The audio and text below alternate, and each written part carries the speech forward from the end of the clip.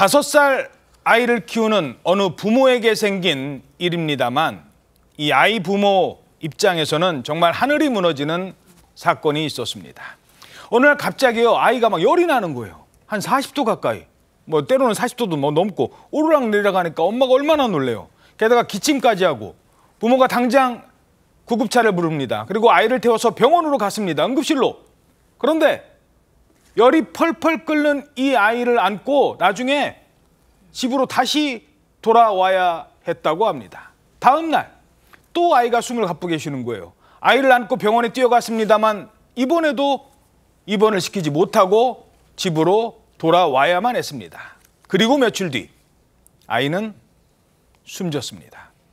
서울 한복판에서 벌어진 일입니다. 서울 한복판에서 병원을 못 찾아서 5살짜리 아이가 숨을 거둔 겁니다. 참 충격적인 일인데 일단 무슨 일이 있었던 겁니까? 정말 충격적인데요. 어린이날이었던 그 다음 날 6일에 정말 서울시 한복판에서 있었던 실제 상황입니다. SBS 보도에 따르면 지난 6일 밤 서울 광진군에 사는 5살 아이가요. 40도까지 열이 오르고 호흡도 가빠진 겁니다. 당연히 부모는 너무나 놀라서 구급차를 불러서 병원으로 향했는데요. 가장 가까운 대학병원으로 갔지만 빈 병상 없다는 이유로 다시 구급차를 타야만 했습니다. 빈 병상이 없다? 그렇죠. 응급실에 갔는데 병상이 없었기 때문에 5시간 넘게 기다려야 된다라는 대답을 들은 겁니다.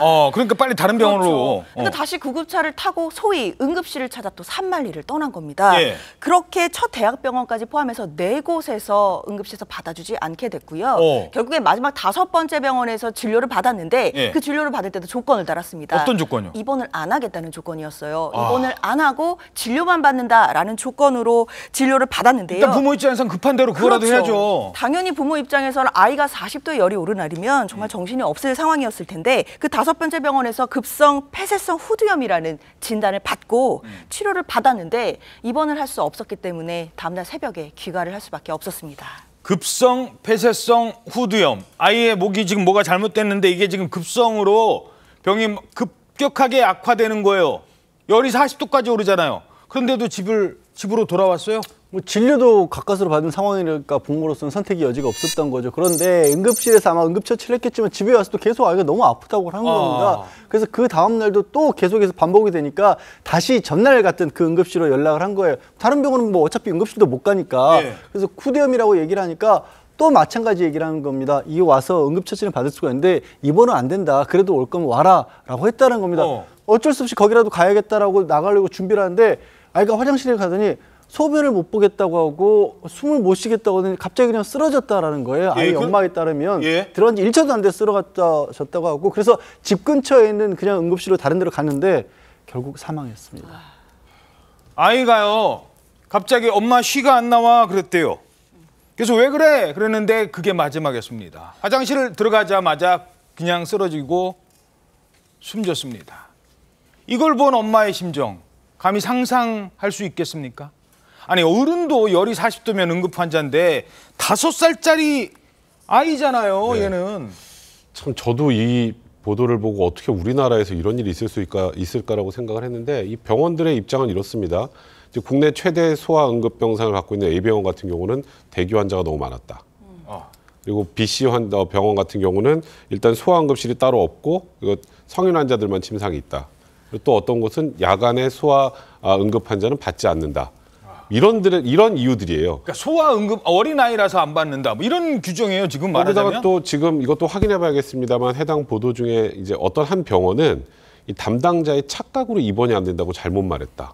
그러니까 이 담당자가 그 전주에 굉장히 안 좋은 일이 있고 좀 힘들고 막 이런 상황이어서 뒤늦게 이제 다시 복귀를 해서 이 현재 병원의 침상 상황이라고 정확하게 인지하지 못하고 그러니까 착각을 해서 대답을 했다. 이런 얘기들까지 나온 상황인데요. 아이가 저렇게 열이 40도가 펄펄 끓어서 응급실이 없어서 이렇게 안타까운 상황이 벌어지는 게 과연 대한민국에 있을 수 있는 일인지 정말 참담하다는 생각이 듭니다. 서울 한복판에서 자, 그런데요. 이런 일이 지금 처음이 아니라고요. 네, 그렇습니다. 지금 그리고 이런 안타까운 일이 단지 이제 소아 환자한테만 해당하는 게 아니고 성인의 경우도 이제 충분히 있었습니다. 그러니까 이제 지난해에 50대 남성이 서울 강남에서 갑자기 이제 심정지가 온 겁니다. 예. 그래서 이제 119를 불러서 이제 119를 탔는데, 근데 이제 문제는 심정지가 왔으니까 구급차 안에서 이제 심폐소생술을 했겠죠. 그렇게 하면서 이제 구급대원이 계속해서 어디 이송할 어떤 응급실이 있는지를 찾았는데 결국엔 찾지 못하고 계속 돌아다니면서 그 구급차 안에서만 심폐소생술을 4차례나 했다고 합니다.